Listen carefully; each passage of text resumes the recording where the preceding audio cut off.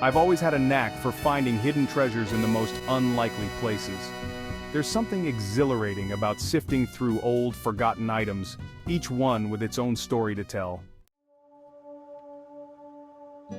That's what led me to the small, dimly lit thrift store on the edge of town, one dreary, rain-soaked Saturday afternoon. The shop was filled with the scent of dust and aged paper, a labyrinth of shelves crammed with everything from worn-out furniture to ancient books.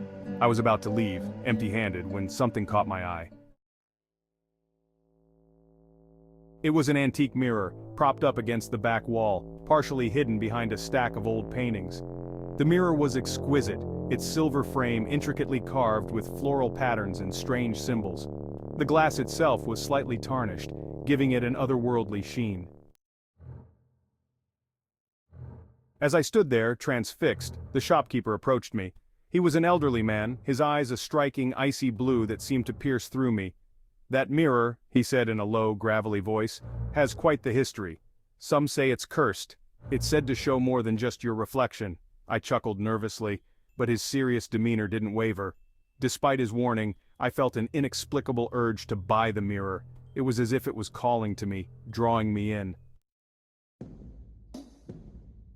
I paid for it and carefully transported it home, placing it in my bedroom directly opposite my bed.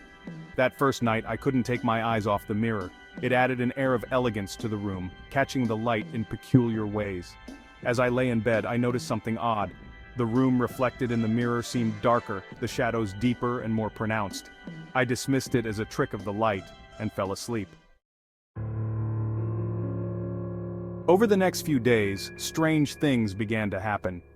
I would catch fleeting glimpses of movement in the mirror, shadows flitting by that had no counterpart in my room. One evening, as I stood before the mirror, I saw a dark figure standing behind me. I spun around, heart pounding, but my room was empty. When I looked back at the mirror, the figure was gone. Curiosity turned into obsession. I spent hours sitting in front of the mirror trying to catch another glimpse of the shadowy figure. My friends began to notice my fixation, and their concern only fueled my determination.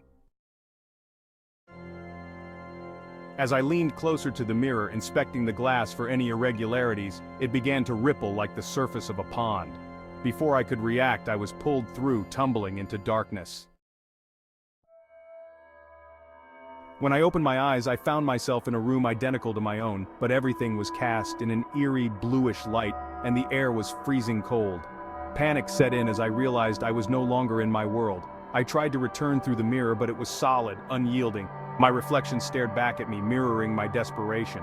I was trapped. Days turned into weeks as I wandered this shadowy mirror world, searching for a way back. I could see my room through the mirror, watch myself move about, but I couldn't make contact. I screamed, pounded on the glass, but no sound carried through. It was maddening, watching my double live my life, oblivious to my plight. They went through my routines, met my friends, even started adopting my mannerisms.